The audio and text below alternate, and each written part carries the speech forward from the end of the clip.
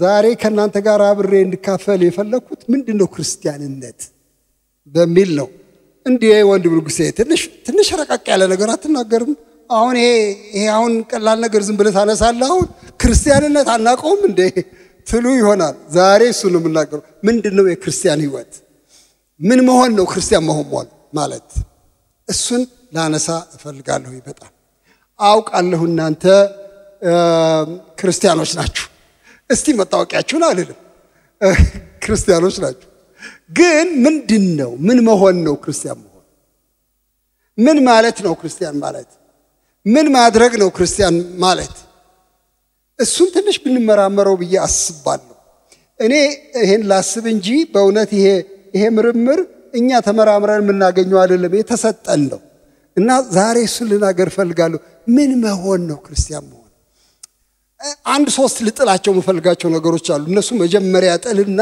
ከዚያ መጽሐፍ አነባለሁ ምጥላቸው አንደኛ ክርስቲያንነት የሥነ ምግባር ሀተታ አይደለም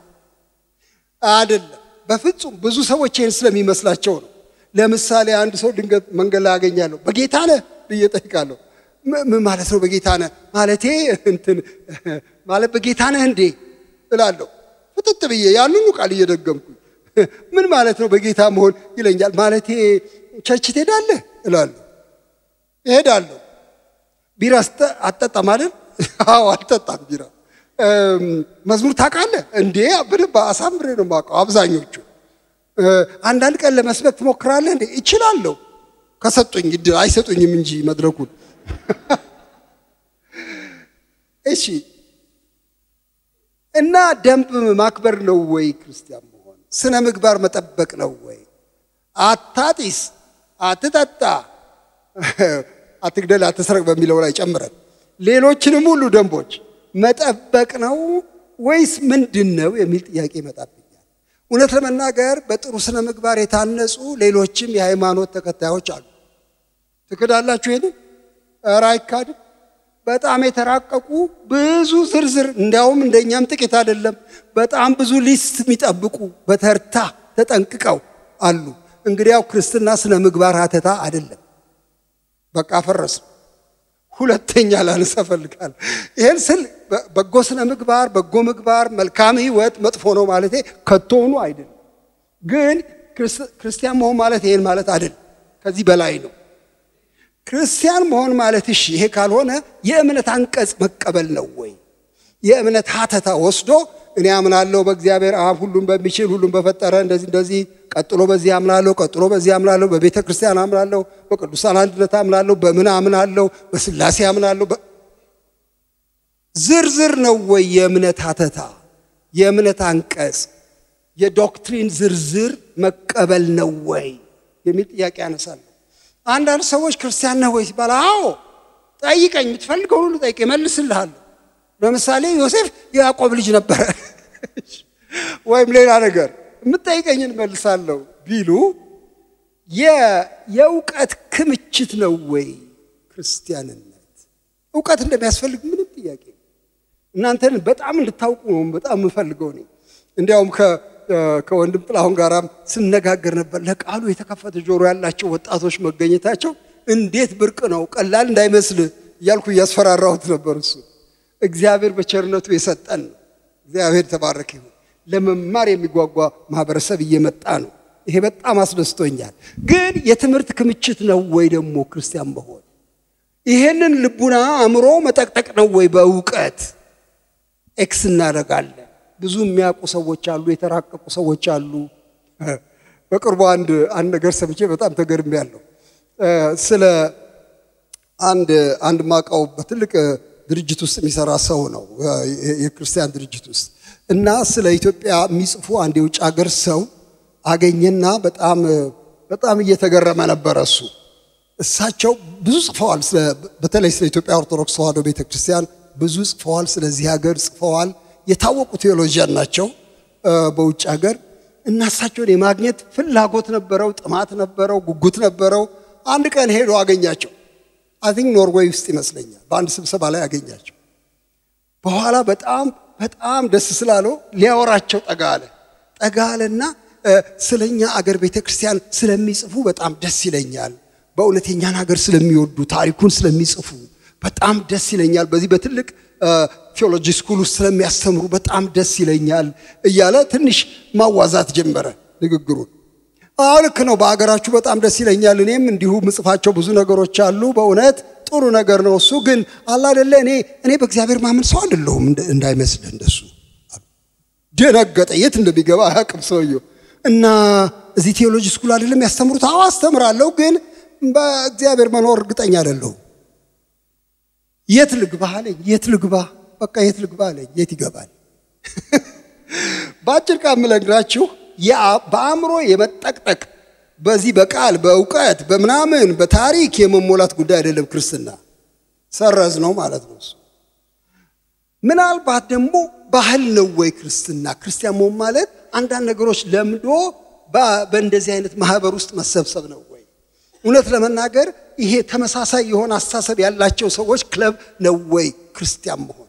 እዚህ ክለብ ውስጥ መቀላቀል ነው ወይ የሚል ጥያቄ ያነሳሉ። ልክ ነው፣ ብዙ ሰዎች ይወዳሉ እንደዚህ እንደናንተ አሁን ሁላችንም ተሰብስበን በየዓለማቱ ሰዎች እየተሰበሰቡ እንደየእምነታቸው እንደየልማዳቸው ይጸልያሉ፣ ይዘምራሉ፣ መጽሐፍ ያነባሉ። ይሄ ክበብ ነው ወይ ክርስትና? ኧረ አይደለም። መሰብሰብ ቢጠቅምም ግን ይሄ ማህበር አይደለም ክርስትና፣ ከዚህ በላይ ነው። እሺ አሁን እንግዲህ ሰርዘን ቢያንስ አንድ 3 ነገር ዛሬ ሰርዘናል። ክርስትና የሥነ ምግባር ሀተታ አይደለም አልን፣ የእውቀት መድበልም አይደለም አልን። አሁን እንደተነጋገርነው ልማድም ባህልም አይደለም፣ ፋሽንም አይደለም፣ ክለብም አይደለም አልን። እንግዲያው ምንድነው ነው ጥያቄ? ምንድነው ጥያቄ? ክርስቲያንነት ሕያው ግንኙነት ነው። ጌታችን ኢየሱስ ክርስቶስ ወደ ምድር መጥቶ የሥነ ምግባር ሀተታ አይደለም ያወራው። ስለ በጎ ስነ ምግባር ብዙ ተናግሯል፣ ልክ ነው። ግን ዋናው እሱ አልነበረም። መድኃኒታችን ወደ ምድር መጥቶ ፋሽን አዲስ ፋሽን አይደለም የከፈተው፣ የፋሽን ተከታዮች አይደለም ያፈራው። መድኃኒታችን መጥቶ አዳራሽ የሚሞላ ህዝብ ለመሰብሰብ የጀሌ ጥማት አላደረበትም። ይሄ አልነበረም። መድኃኒታችን መጥቶ ትምህርት ቤት ከፍቶ ፈተና የፈተነ ሰዎችን ዲግሪ ለማደል አልመጣም። ታዲያ ለምን መጣ? ከሰው ጋር ሊገናኝ መጣ። የሰው ወዳጅ ለመሆን መጣ። ከሰው ጋር ሊቀርብ መጣ። ከሰማይ የወረደ ከሰው ጋር ሊነካካ ፈልጎ ነው። ክርስቲያን መሆን ከዚህ ሰው ጋር መነካካት ነው። ይሄን ሰው ማግኘት ነው። ይሄ ሰው ሲያገኘን ነው። ጌታችን በተደጋጋሚ የገለጠበት መንገድ በወንጌሎች ውስጥ ታገኙታላችሁ። ከኔ ጋር ብሎ ነው። አንዳንድ ጊዜ ድፍረቱ ያስገርመናል።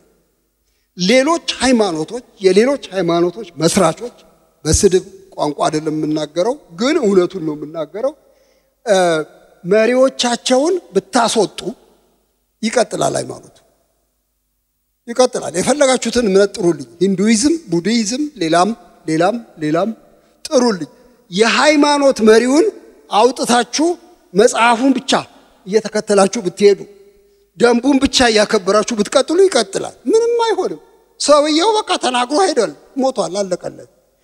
ወደ ክርስትና ስትመጡ ሰውየው ከሌለ የለም። ይሄ ሰውዬ መድኃኒታችን ኢየሱስ ክርስቶስ ዋና ነው፣ እምብርቱ ነው የክርስትና። ያለሱ ምንም የለም። እንግዲያው ከሱ ጋር ሕያው የሆነ ግንኙነት መመስረት ነው ክርስትና። ይሄ በሌለበት ቦታ ላይ ደንብ ብናከብር፣ ስነ ምግባር ብንጠብቅ፣ ዕውቀት ብናዳብር፣ ብንሞላው አዳራሹን ከንቱ እንዳለው ሰውየው ከንቱ ብቻ። ይሄ ኢየሱስ ክርስቶስ አንድ ጊዜ በጣም የሚያስገርም ነገር ተናገረ። እንዲያው ለምሳሌ ያህል ጠቅስላችሁ ነው። እኔ ቤት አዘጋጅላችኋለሁ እና እኔ ባለሁበት ትሆናላችሁ ብሎ ደቀ መዛሙርቱን ነገራቸው። እኔ ባለሁበት እንድትሆኑ ሁለተኛ እመጣለሁ፣ ወስዳችኋለሁ፣ መንገዱን ታውቃላችሁ እንደዚህ እያለ ሲናገር አንድ የኔ ብጤ የእናንተም ብጤ ቶማስ የሚባል ሰው ተነሳና እንዴ ምን አይነት ንግግር ነው አለ። ምን አይነት ንግግር ነው? መንገዱን ታውቃላችሁ፣ ወዴት እንደምሄድም ታውቃል። አናቅ ወዴት እንደምትሄድ መጀመሪያ ነገር አላናቀውም እንኳን መንገዱን ልናውቅ አለው። የቱ ነው መንገዱ? የት ነው የምትሄድ? አናቀውም ማለት ደፋር ጠያቂ ነው፣ ግን እውነተኛ ሰው ነው ሆነ። እና ጌታችን ጌታችን ዝርዝር የመንገድ አቅጣጫ አይነግረውም። እሱ ነው በቃ ልላችሁ የምፈልገው ዛሬ። የመንገድ ዝርዝር አይነግረውም። መንገዱ ወዴት ነው ሲለው በዚህ ወጥተህ በዚህ ገብተህ አይለውም። እኔ ይሄን ደጋግሜ ነው የምናገረው በየቦታው ከባለቤቴ ጋር አንዱም ያጣላይ ነገር የመንገድ ጉዳይ ነው እያልኩ ብዙ ቦታ አሁን በቅርቡም ሳንጣላ አልቀረንም። በተለይ ለቅሶ ቤት እንሂድ ካልን በቃ ጠብ ነው። ታውቀዋለህ ወይ ትለኛለች። አይጠፋኝም እላለሁ። እሺ ትላለች። መኪናዋን እየነዳች አብረን ከሷ ጋር እንሄዳለን። ከዛ እሺ ታዲያስ የት ጋር ነው? ቤት በኩል ልዙር። ቆይ እስቲ ሁለተኛው መታጠፊያ መስሎኛል። አላልኩህም ትለኛለች። ቆይታ ገሽ ይላል። በሁለተኛው መታጠፊያ እንገባለን። ድንግርግርግርግር ይለኛል። ታውቀውም ቁርጡን ንገረኝ ትለኛለች። ቆይ ባክሽ ባለሱቁ ልጠይቅ። ባለሱቅ ጋር ሄደ። እባክህ 10 አለቃ እንትና ይባላሉ እንኳን ልጃቸው እንኳን እንትን ዩኒቨርሲቲ በቀደም ተመረቀ። አሁን እሳቸው ምን ለቅሶ አለ ሲባል ሰምቻ በዚህ አካባቢ የት ጋር ነው የለቅሶ ቤት እላለሁ። የኛ ሰው ደግ ነው ባያቅም ይነግራል።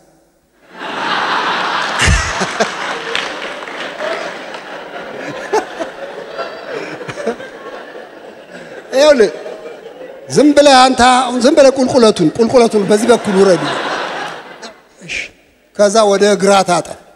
ከዛ ዝም ብለህ ደግሞ እንደገና ወርደ አሸዋ የተከመረ አሸዋ እለፈው። ዝም ብለህ እለፈው። ስንዟዟር አላገኘውም። ይኸውላችሁ ጌታችን ኢየሱስ ክርስቶስ እንደ ሌሎች የእምነት መሪዎች መንገድ ጠቋሚ አይደለም። ቀኝ ግራ አይ መንገዱ እኔ ነኝ። የጌታ ስም የተባረከ ይሁን። በቃራሴ ነው። ይሄ የሚያሳየው ልንገራችሁ፣ ይሄ የሚያሳየው ከሱ ጋር ካልሆነ መድረስ የሚባል የለም። በቃ እሱ መንገድ። አንተ ዝም ብለህ እኔ ላይ ተሳፈር ትደርሳለህ። ይሄ ነው እኮ ሐሳቡ። በቃ እኔ ላይ ተሳፈር ትደርሳለህ። እኔ ከሩቅ የምጠቁም ሰው አይደለሁም በፍጹም። አድራሽ ነኝ፣ መንገድም ነኝ። በእኔ ላይ ነው የምትሄደው፣ የምትደርሰውም ወደ እኔ ነው። የሚገርም ነገር ነው። እንደዚህ ያለ ግንኙነትን ነው የሚያሳየው መድኃኒታችን። የክርስትና ዋና አስተሳሰብ እሱ ነው ወንድሞቼና እህቶቼ። እንግዲያው ክርስቲያን ሆንኩኝ ስል የዚህ ሰውዬ ተከታይ ሆንኩ ማለት ነው። እንዲያውም እውነት ለመናገር አሁን በጣም ብዙ መጽሐፍ አያለሁኝ። መጽሐፍቱ ላይ ክርስቲያን ነው አይደለም የሚል እየተው ነው አሁን አንዳንዶቹ ሲጽፉ። ትርጉም የለውም ክርስቲያን አይደለም የመታወቂያ ጥያቄ ነው እሱ። በቃ ያው መታወቂያ ነው መሆን አለመሆኔን የሚያሰይ ነው። ይልቁን የክርስቶስ ተከታይ ነህ ወይ ብለው ይጠይቃሉ። ኦሆ ለካ ተከታይነት ነው። ከዚህ ሰውዬ ጋራ ጭራ ይዞ መዞር ነው ለካ ክርስትና ማለት ለካ ይሄ ነው። በቀደም አንድ መጽሐፍ አሁንም እንደገና ምናልባት አንዳንዶቻችሁን እንዳላሰለች እየፈራው ነው። ወደ መልእክቱ ገና ኩል ገባ ነው። ዛሬ ነው ግን ጨርሰው። አንድ ስለ መሪነት የተጻፈ መጽሐፍ አግኝቼ በሱ ላይ ስገረም ነበር። ሰውየው ምን ይላል? መሪነት የገባኝ መቼ እንደሆነ ልንገራችሁ ይላሉ። አንድ ፓስተር ናቸው። ከአገልግሎት አገልግያ አሜሪካዊ ናቸው። ከሎስ አንጀለስ ከተማ ወደ እኔ ስቴት ለመሄድ እየነዳሁ ነበረ። ወደ አውሮፕላን ማረፊያ እየነዳሁ ነበረ። ሎስ አንጀለስ ኤርፖርት ወደዛ ነው ምነዳው ይላሉ። እና ደርሳለሁ በጣም ብዙ ሰዓት አለኝ ብዬ ተዝናንቼ ከባለቤቴ ጋር ዝም ብለን እየነዳን ጠፋብኝ መንገዱ። እንዲህ የት ጋ ነው ኤርፖርቱ ማለት ጠፋብኝ። ግራ ገባኝ ምን እንደማረግ። በኋላ ግራ ሲገባኝ ምን ለማድረግ ሞከርኩኝ። አጠገቤ የቆመውን ሌላ ባለ መኪና ቀይ መብራት አብርቶ ያቆመ ሌላ ባለ መኪና እሱን እባክህን አልኩኝ። መስኮቴን ዝቅ አድርጊ ኤርፖርቱ ቤት በኩል ነው አልኩኝ። 2 ማይል ከነዳህ በኋላ ወደ ግራ ታጠፋለህ። ከዛ 1 ማይል ትነዳና ወደ ቀኝ ታጠፋለህ ታገኘዋለህ ምናምን አለኝ። ሞከርኩኝ ጠፋሁኝ። አይ ምን ይሻላል አልኩኝ። በኋላ ቤንዚን ማደያ ላይ ቆምና ከቤንዚን ማደያ ሰራተኛው ጋራ እጠይቃለሁ እሱ ደግሞ ይረዳኛል ብዬ ጠጋ አልኩኝ። ለመናገር ስሞክር እሱ እንግሊዝኛ አይሰማም። እኔ ደግሞ ስፓኒሽ አልሰማም፣ ስፓኒሽ ነው የሚናገረው። በቃ ግራ ተገባባን። ትቼው እሱን መኪና ውስጥ እንደገና ዘልዬ ገብቼ መንዳት ጀመርኩ። ግራ ግብታለኝ። ከዛ አውሮፕላኖቹ የሚሄዱበትን አቅጣጫ ለማየት ሞከርኩኝ ምናልባት ብዬ። ግን ሎስ አንጀለስ በጣም ትልቅ ከተማ ነው፣ ስንት አውሮፕላን ነው የሚበረው። በቃ ጠፋው። ሰዓቱ ደግሞ ደረሰ። ማረገው ግራ ገባኝ። በኋላ እንደገና መብራት አስቆመኝ። መብራት ሲያስቆመኝ አሁንም መስኮቴን ዝቅ አድርጌ እባክህን የት እንደምገባ አላቅም፣ ሰዓት ረፍዶብኛል፣ የኤርፖርቱ የት ነው አልኩት። አጠገቤ ያለው በኋላ ምንም አላለኝም። you just follow me አለኝ። follow me ተከተለኝ በቃ አለኝ። እሺ ሌላ ምርጫ አለኝ? እና እሱ ቢጫ ሲጥስ እኔ ቀይ እየጣስኩኝ እግሩን ተከትዬ በ10 ደቂቃ ውስጥ ከቸች መሪነት ገባኛን ቃል ለካ ጥቆም አይደለም፣ አብሮ ሄዶ ማድረስ ነው። መድኃኒታችን ይሄን ነው የሰራው። ኢየሱስ ክርስቶስ ከኛ ጋር መሆን የሚፈልግ ነው እንጂ በጥቆማ ሊመራን የሚችል አምላክ አይደለም። እሺ ታዲያ ዛሬ ምንድነው እሱ የምትነግረን? ይሄን ነገርከን፣ ጥሩ መግቢያ ነው። ይሄን ያለበትን ቦታ ሲንገረን ካላችሁ ዮሐንስ ወንጌል ምዕራፍ 15 እሱ ላይ ይሄንን ሌላ ምሳሌ ይጠቀማል መድኃኒታችን ኢየሱስ ክርስቶስ። ይሄን ምሳሌ ላነሳላችሁ ፈልጋለሁ። መድኃኒታችን ጌታ ኢየሱስ ክርስቶስ ስለሱ ተከታዮች የተናገረው ነው። የግንኙነቱን አይነት ነው የሚናገረው። እንዲህ ይላል፣ እውነተኛ የወይን ግንድ እኔ ነኝ፣ ገበሬውም አባቴ ነው። ፍሬ የማያፈራውን በእኔ ያለውን ቅርንጫፍ ሁሉ ያስወግደዋል፣ ፍሬ የሚያፈራውንም ሁሉ አብዝቶ እንዲያፈራ ያጠራዋል። እናንተ ስለነገርኳችሁ ቃል አሁን ንጹሃን ናችሁ። በእኔ ኑሩ እኔም በእናንተ። ቅርንጫፍ በወይኑ ግንድ ባይኖር ከራሱ ፍሬ ሊያፈራ እንዳይቻለው እንዲሁ እናንተ ደግሞ በእኔ ባትኖሩ አትችሉ። እኔ የወይን ግንድ ነኝ፣ እናንተም ቅርንጫፎች ናችሁ። ያለ እኔ ምንም ልታደርጉ አትችሉምና በእኔ የሚኖር እኔም በርሱ እሱ ብዙ ፍሬ ያፈራል። በእኔ የማይኖር ቢሆን እንደ ቅርንጫፍ ወደ ውጭ ይጣላል፣ ይደርቅማል። እነርሱንም ሰብስበው ወደ እሳት ይጥሏቸዋል፣ ያቃጥሏቸውማል። በእኔ ብትኖሩ ቃሎቼም በእናንተ ቢኖሩ የምትወዱትን ሁሉ ለምኑ ይሆንላችሁማል። ብዙ ፍሬ ብታፈሩና ደቀ መዛሙርቴ ብትሆኑ በዚህ አባቴ ይከበራል። አብ እንደወደደኝ እኔ ደግሞ ወደድኋችሁ፣ በፍቅሬ ኑሩ። እኔ አባቴን ትእዛዝ እንደጠበቁ በፍቅሩም እንደምኖር ትእዛዜን ብትጠብቁ በፍቅሬ ትኖራላችሁ። ደስታዬም በእናንተ እንዲሆን ደስታችሁም እንዲፈጸም ይህን ነግራችኋለሁ። እግዚአብሔር ይባረክ። አስደናቂ ቃል። ኢየሱስ ክርስቶስ ከተከታዮቹ ጋር ያለውን ግንኙነት የሚገልጠው በዚህ ሕያው በሆነ ምሳሌ ነው። ግንድ ያረጋል ራሱን። የወይን ግንድ ነኝ እኔ፣ የወይን ተክል ነኝ እኔ። እናንተ እዚያ ላይ የተጣበቃችሁ ቅርንጫፎች ናችሁ። እስከዚህ ድረስ እርስ በርስ የተያያዝን ነን እንጂ ከወዲያ ማዶ ሆኜ ማስተዳድራችሁ አይደላችሁም። እናንተ ለጉዳይ የምትመጡብኝ ከበርቴ አይደለሁም እኔ ኮኖ ቢለው ጌታ። በጣም ብዙ ጊዜ እንደዚህ አይነት ስሜት ስላለ ነው እግዚአብሔር ልዑል አምላክ ወይም ኢየሱስም ያልነው እንደሆነ አንድ ከበርቴ ነው የሚመስለው። ትልቅ ሱቅ የከፈተ እኔም ብዙ አስፈልጎቶች ስላሉኝ እነዚያን ለማሟላት እኮለኮላለሁ በዚያ ሱቅ ደጃፍ። ጌታ ሆይ ባክህ ስጠኝ እላለሁ። ለምሳሌ ስራ የለኝም፣ ባክህ ስራ ስጠኝ እላለሁ። እባክህ እኔ ሚስት ማግባት ፈልጋለሁ፣ ጥሩ ሚስት ፈልገህ ስጠኝ ባክህ እላለሁ። ሸማች ነኝ። ለሸመታ ነው የሚሄደው። ከበርቴው እግዚአብሔር ሆይ 1 ደርዘን ከሱ 1 ደርዘን ስጠኝ፣ ከሱያ 2 ስጠኝ። እግዚአብሔር የሸማችና የሻጭ ግንኙነት እንዲኖረን ፈልጓል። ጸሎትስ ይሄ ነው ወይ የሚል ጥያቄ ነው የሚነሳው። አይደለም። እዚህ ጌታ የሚናገረው እንደሱ አይደለም። ግንኙነታችን የግንድና የቅርንጫፍ ነው፣ የተዋሃድነን ነው የሚለው ያለ። እኔ ግንድ እናንተ ቅርንጫፎች ናችሁ። ያለኔ ምንም ማድረግ አትችሉም፣ ምንም ውጤት አታመጡም። ፍሬ የሚለው እሱን ነው። ምንም አታመጡም። እኔ ግንድ እና ምን ነው ታዲያ ምን እናርግ? ኑሩብኛ በእኔ ኑሩ። እስቲ በእኔ ኑሩ በሉ። በቃ የጌታ ቃል ይሄ ነው ዛሬ። በእኔ ኑሩ፣ በእኔ ኑሩ። abide in me, remain in me. እኔ ውስጥ ኑሩ፣ እኔም በእናንተ ውስጥ ልኑር። ፍቀዱ፣ እንዋሰጥ፣ አንዱ በአንዱ ውስጥ ይግባ። ምን ማለት በእኔ ኑሩ ምን ማለት? ጌታ በተደጋጋሚ በዚህ ምዕራፍ ላይ በእኔ ኑሩ፣ በእኔ ባትኖሩ አትችሉ፣ በእኔ ኑሩ ምን ማለቱ? ወንድሞቼና እህቶቼ ይሄ ነገር አካላዊ እንዳልሆነ ይገባችኋል። በእኔ ኑሩ ማለት አሁን ጌታችን በአካል መጥቶ እሱ ውስጥ ምንገባበት ምንም አይነት መንገድ የለም። እንደዚህ አይነት አይደለም። ይሄ ዘይቤያዊ ንግግር። በእኔ ኑሩ ምን ማለቱ ነው? በእኔ ኑሩ ማለት ምን ማለት ነው? ቀስ ብለን ማሰብ ጥሩ ነው።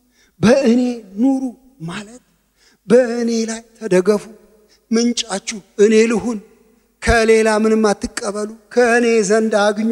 ቅርንጫፍ ከግንዱ እንደሚመዘምዝ ቅርንጫፍ ከግንዱ ጋር ተጣብቆ ህይወት እንደሚቀበል ሁሉ ጊዜ ከኔ ጋር ኖራችሁ ህይወት ተቀበሉ። እኔ የህይወት ምንጭ ነኝ። እኔ የእድገት ምንጭ ነኝ። እኔ የሰላም ምንጭ ነኝ። የደስታ ምንጭ ነኝ። የምሪት ምንጭ ነኝ። በእኔ ላይ ተደገፉ ማለቱ ነው። እግዚአብሔር የተባረከ ይሁን። በእኔ ኑሩ ማለት በቃ ሁለንተናችሁ እኔ ላይ ይረፍ ማለቱ ነው። በእኔ ኑሩ ማለት ደግሞ የኔን ዘይቤ ተከተሉ፣ በእኔ ስታይል ተንቀሳቀሱ፣ በእኔ ምትሂዱ ማለቱ ነው። በእኔ እኔ ወጣት ሆኜ አሁንም ነኝ፣ በጣም ወጣት ሆኜ ትዝ ይለኛል ወደ ኳየር ፕራክቲስ ሲሄድ ዘማሪ እንደነበርኩ አንዳንዶች ስለማታውቁ አሁን ብዙ አላወራም ስለሱ፣ ግን ነበርኩኝ። ወደ ኳየር ፕራክቲስ ሲሄድ ቅዳሜ አስታውሳለሁ። ያኔ በእኛ ዘመን የዛሬ 45 ዓመት ግድም ሆኑ ነው መሰለኝ።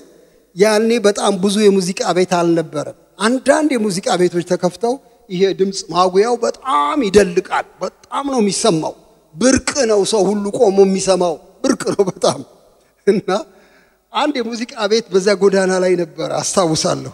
እና ከቤቴ ወጥቼ ደህና መንፈሳዊ ሰው ሆኜ ከቤቴ ወጥቼ ይሄድና ልክ እዚያ ጋር ስደስ ድድድም የሚል የታምቡር ድምጽ ሰማለሁ። ቅድም እዚህ እነሱ ያነዝሩት እንደነበረው ግግም ሲል ከዚያ አስቤ አይደለም እግሬ ይከተላል፣ ምቱን ይከተላል እግሬ።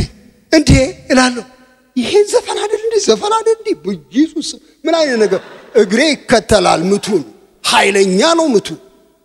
ጌታችንም ይለው ይኸው በእኔ ምት ውስጥ ግቡ፣ በእኔ ታምቡር ተራመዱ፣ ሌላ አትከተሉ ማለቱ ነው። በእኔ ኑሩ የሚለው የኔ የህይወት ዘይቤ የኔ አስተሳሰብ እናንተን ይውረሳችሁ ማለቱ ነው። በእኔ ኑሩ፣ ሌላ አይናፍቃችሁ ማለቱ ነው። እግዚአብሔር የተባረከ ይሁን። በእኔ ኑሩ ሲል ምን ማለቱ ነው? እሱ ሁለት ሐረጎች ጨምሮ ተናግሯል። እዛ ላይ አይታችሁ እንደሆነ በቃሎቼ በእናንተ ቢኖሩ ይላል። በእኔ ኑሩ ማለት አንድም እንግዲያው የጌታ ቃሎች በእኛ ውስጥ መኖራቸው። በእኔ ኑሩ ማለት ቃሌ ውስጣችሁ ይሙላ፣ በቃሉ መሰረት ተንቀሳቀሱ ማለቱ ነው። በእኔ ኑሩ፣ ቃሎቼ በእናንተ ውስጥ ቢኖሩ ያን ጊዜ እናንተ ብዙ ፍሬ ታፈራላችሁ። እግዚአብሔር የተባረከ ይሁን። በቃሌ ውስጥ ኑሩ፣ ቃሌ በእናንተ በሙላት ይኑር ማለቱ ነው። ደግሞ በእኔ ኑሩ ሲል ሌላ ጨምሯል። በፍቅሬ ኑሩ አይደል የሚለው? እንደሱ አይደል የሚለው? ይሄው ቁጥር 9 ላይ አብ እንደወደደኝ እኔ ደግሞ ወደድኳችሁ፣ በፍቅሬ ኑሩ። እኔ አባቴን ትእዛዝ እንደጠበቁ በፍቅሩም እንደምኖር ትእዛዜን ብትጠብቁ በፍቅሬ ትኖራላችሁ። እግዚአብሔር ይባረክ። በእኔ ፍቅር ኑሩ ነው የሚለው። ፍቅር የኔ ፍቅር ምግብ ይሁናችሁ፣ ገላ ይሁናችሁ። ፍቅሬን ስታስቡ ለመንቀሳቀስ ጉልበት ይሁናችሁ። የጌታ ስም የተባረከ ይሁን። ይሄን ፍቅር ስታሰላስሉ የፍልስፍናችሁ መስመር ይሁናችሁ። የኔ ፍቅር መኖሪያችሁ ይሁን ነው። የአንድ አፍታ ብልጭታ አይሁን ነው። ይሄ እኮ በጣም የሚገርም ነገር ነው። አሁን አንዳንድ ሰው ፍቅር ያዘኝ ሲል የአፍታ ነገር ይሆናል። ድንገት መጥቶ በቃ ጎዳና ላይ ሳላስበው እፍና አረገኝ። ለቀቀኝ። ደግሞ አሁን ለቀቀኝ። አንድ 3 ዓመት ቆይቶ ለቀቀኝ። እንደዚህ ያዝ ለቀቅ አይደለም። ፍቅሬ መኖሪያ ይሁናችሁ ነው። እግዚአብሔር የተባረከ ይሁን። እኔ ቅድም እዚህ ቁጭ ብዬ ያሰብኩኝ ነበር የሰው ህይወት ዋና ቢሆን ባህሩ ኢየሱስ ነው። ዋኙ፣ እኔ ውስጥ ዋኙ። ልክ ስትወጡ እንደምትሞቱ አውቃችሁ እኔ ውስጥ ዋኙ፣ እኔ ባህራችሁ ልሁን ነው። በፍቅሬ ኑሩ አለ ጌታ ኢየሱስ። በእኔ ፍቅር ውስጥ ኑሩ። ሐዋርያው ጳውሎስ ይሄንን ፍቅር በጣም አድርጎ ስለተረዳ ይሄንን ይናገራል። እኔ እኮ አሁን የምኖረው በወደደኝ በሱ ላይ ባለኝ እምነት ነው ይላል። አንድ ቦታ ላይ ደግሞ አንዱ ጌታ ኢየሱስ ስለ ሁሉ ሞተ፣ እንግዲያስ ሁሉ ሞቱ፣ እሱን እንድንከተለው ፍቅሩ ግድ ይለናልና ይላል። The love of God compels us. እሱ የሱ ፍቅር ነው የሚያንቀሳቅሰኝ። ሞተሬ ፍቅሩ ነው የሚለው። ሞተር የሚያንቀሳቅሰኝ ፍቅሩ ነው። ሞተሩ የጠፋ ቀን እንቅስቃሴ ጠፋ። ምን እንደማረግ አላውቅም። የጉልበት ምንጬ ነጠፈ ማለት ነው። ነገር ግን በፍቅሬ ኑሩ ብሎ ጋበዘ ጌታ። እግዚአብሔር ይመስገን። ስለዚህ ፍቅሩ ሊያድነን ብቻ አይደለም እናንተ ሰዎች፣ ሊያኖረን ነው። ጌታ ኢየሱስ ክርስቶስ በእኛ ውስጥ መኖር ፈልጓል። ወንድሞቼና እህቶቼ እኔ እንግዲህ ያው እንደናንተው ወጣት በነበርኩ ጊዜ በጣም የምናደንቃቸው ሰዎች ነበሩ። በዚያ ዘመን በጣም የምናደንቃቸው ወይ አርቲስቶች ናቸው ወይ የስፖርተኞች ናቸው። በተለይ እግር ኳስ በጣም ነው የምናደንቀው። በጣም ሳደንቀው የነበረውን ሰው አንድ ቀን አገኘሁት። በጣም ነው የተገረምኩት። በኋላ ቆይቶ በጌታ ተገናኘን። በጣም ተደሰትኩ። መንግስቱ ወርቁ ይባላል። የኢትዮጵያ እግር ኳስ ቡድን 8 ቁጥር 10 ቁጥር ሆኖ ይጫወት ነበር። በጣም ጎበዝ ሰው ነበር። በጣም የምናደንቀው። ከብዙ ዘመን በኋላ አንድ 40 ዓመት በኋላ ተገናኘን እና ስለ ጌታ እያወራን እርስ በርሳችን በጣም ደስ አለን። ስናገኛቸው እነዚህን አርቲስቶች፣ እነዚህን አትሌቶች ወይም ሌላ ፖለቲከኞችም ሊሆኑ ይችላሉ። በዚያን ዘመን ምን ነበር የምናረገው? እንዲያው አይተናቸው ስለማንጠግብ ልክ ስናገኛቸው በሆነ አጋጣሚ ደብተራችን እናወጣለን፣ እስክሪፕቶ እናወጣና ባክ ፈርምልኝ እዚህ ጋር እንላለን፣ ፈርምልኝ ባክሽ እንላለን። ለምንድን ነው እንደዚህ የምንለው? ለጉራ ነው። ሰፈር ገብተን ራሱ የራሱ ፊርማ አታይም ከሱ ጋር ነበርኩኝ ለማለት ነው። በቃ ሌላ አይደለም። ላፍታ ነው። ላፍታ ሴሌብሪቲ ስለሆነ በአሁኑ ዘመንም ሴሌብሪቲዎች ሞልተዋል። እርግጥ አሁን አታስፈርሙም አውቃለሁ። ፊርማ አታስፈርሙም። ሞባይል ስልክ አለ። ቶሎ አንድ ጊዜ አንድ ሾት ብቻ አንድ ጊዜ ከሱ ጋር እሺ። ጌታ ኢየሱስ ወደኛ የመጣው ለሾት ነው? አሜን። ሊፈርምልን ነው? የአፍታ ጉዳይ ነው? የመኖር ነው? እሱን ነው ልጠይቃችሁ ፈልገው። ኢየሱስ ሴሌብሪቲ ነው ማስፈርመው ነው? ምኖር አብሬው ምኖር ነኝ። እሱን ላነሳላችሁ ፈልጋለሁ። ይኸውላችሁ አንድ ምዕራፍ ብቻ ወደ ኋላ ስንሄድ ምዕራፍ 14 ላይ አንድ ጥያቄ ሌላ ደቀ መዝሙር ይጠይቃል። ቅድም ቶማስ ነበር ያልኩት። አሁን ደግሞ ያስቆሮቱ አይደለ። ቁጥር 22 ይሁዳ የሚባል ሰው እንደዚህ ይላል፣ ራሴን እገልጣለሁ ሲል ሰማሁ። ለዓለም ሳይሆን ለእናንተ እገልጥላችኋለሁ ራሴን ሲል ጌታ ሰማና፣ ጌታ ሆይ አለው። ለዓለም ሳይሆን ራስህን ለኛ ልትገልጥ ያለህ እንዴት ነው አለው። እንዴት ነው የምትገልጠው ራስህን ለኛ አለው። መጽሐፍ ነው የምትሰጠን? ፊልም ነው የምታሳየን? ታምር ነው የምታሳየን? እንዴት ነው የምትገልጠው ራስህን? በኋላ ጌታ ያለውን ስሙ። ኢየሱስም መለሰ አለው፣ የሚወደኝ ቢኖር ቃሌን ይጠብቃል፣ አባቴም ይወደዋል፣ ወደ እርሱም እንመጣለን፣ በእርሱም ዘንድ መኖሪያ እናደርጋለን። አይገርምም? መኖሪያ እናደርጋለን። የሚፈልገኝ ካለ እኔ እመጣለሁ።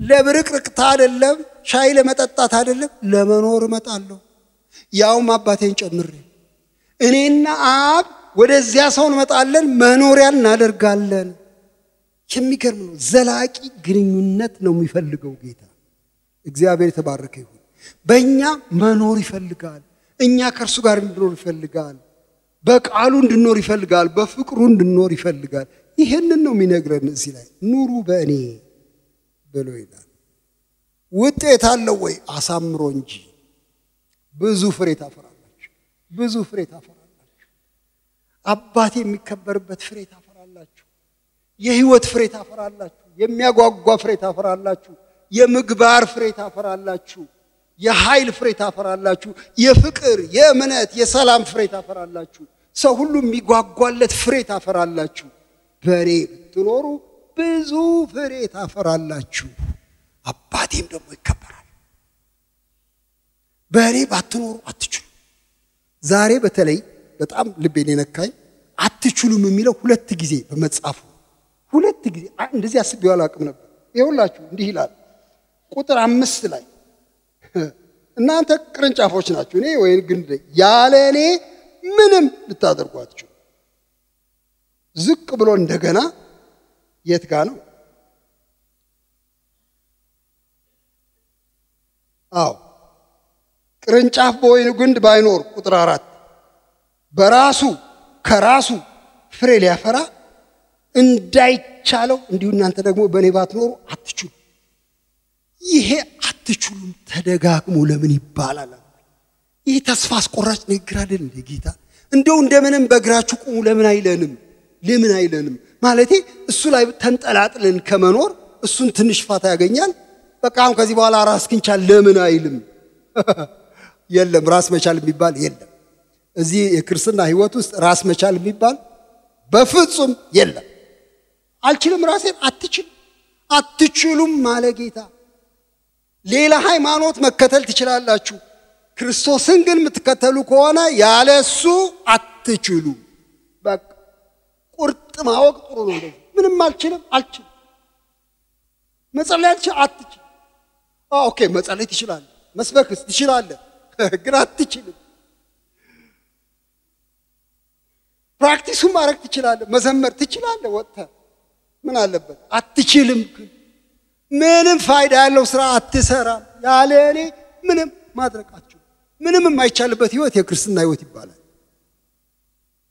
አንድ የሌባል እንጀራ ያለውን ብዙ ጊዜ እናገራለሁ እዚህ ጋር አንዴ ብለው አልጠላም አንዳንዶቻችሁ 100 ጊዜ ሰምታችሁት ይሆናል ግድ የለም ታገሱኝ ከዚህ ወንድሜ ጋር በጣም ወደው ወንድሜ ነው ከኔ ትንሽ ከፍ ይላል ጌታንም በማወቅ በሌላም ነገር ከፍ ይላል ይሄ ወንድሜ ጸሎት ይወዳል በጣም ጸሎት ይወዳል እናኔ አብሬው መጸለይ ጀመርኩ አንድ ሰሞን እንበረከክና እሱም ይንበረከክና ብዙ ጊዜ ጸለይ አይጠግብም እኔ እንደደከመኝ ሲገባው በጸሎት ዝጋልን ይለኛል ራርቶልኝ እሺ ብዬ በጸሎት ዘጋለሁ እንደዚህ ያልን ነው ይኖር ነው እና አንድ ቀን ሲጸልይ እሱ ለካቀኑ ሙሉ ሲጸልይ ውሏል እኔ ማታ ነው ከሱ ጋር ጆይን ያረኩት አንድ ትንሽ ክፍል ውስጥ 2 ሜትር በ3 ሜትር ምትሆን እዚያ ውስጥ ገብተን እንጸልያለን እዚህ ተንበርክክ ያለው እሱ ዛ ተንበርክኳል ብዙ ጊዜ ዝም ብሎ ቀስ ብሎ ነው የሚጸልየው እኔም ብዙ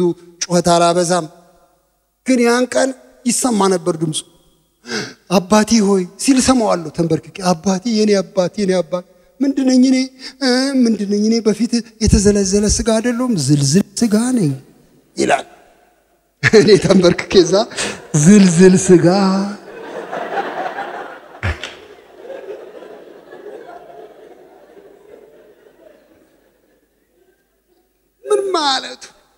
ምን ማለቱ በኋላ ነው የገባኝ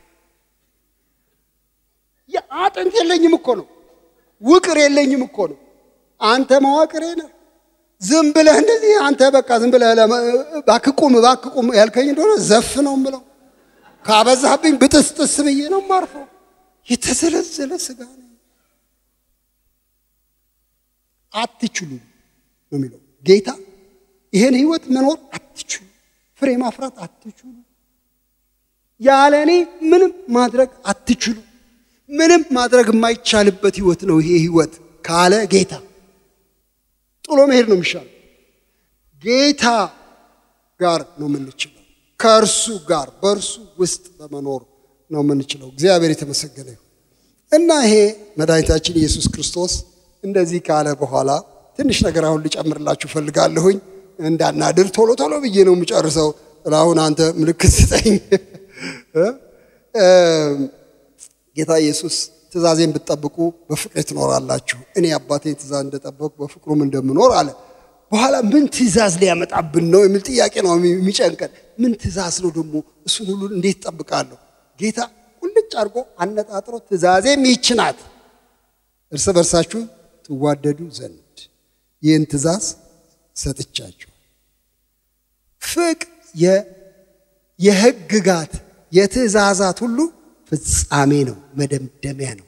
ትዋደዱ ዘንድ የሚለው በጣም የሚገርማችሁ ነገር ምሳሌ አለው። እንዲሁ ዝም ብላችሁ ተነስታችሁ እስቲ የፍቅር ያለ ብላችሁ አሟጣችሁ የምታረጉት ነገር አይደለም። እኔ ወደድኳችሁ፣ እግዚአብሔር ይባረክ። እኔ እንደወደድኳችሁ እናንተ ደግሞ ትዋደዱ ዘንድ ይህችን ትእዛዝ ሰጣችኋለሁ። ነፍሱን ለወዳጆቹ ከመስጠት ይልቅ የሚበልጥ ፍቅር ማንም የለው ብሏል። የኔን ፈለግ ተከተሉ፣ እኔ ወደድኳችሁ።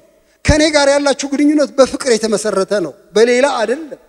ይሄው ፍቅር ይባዛ፣ ይሄው ፍቅር ይዳረስ፣ እባካችሁ ውደዱ ብሎ ጌታ ነገር። እኔ በጣም ወዳችሁ ባሮች አልላችሁም።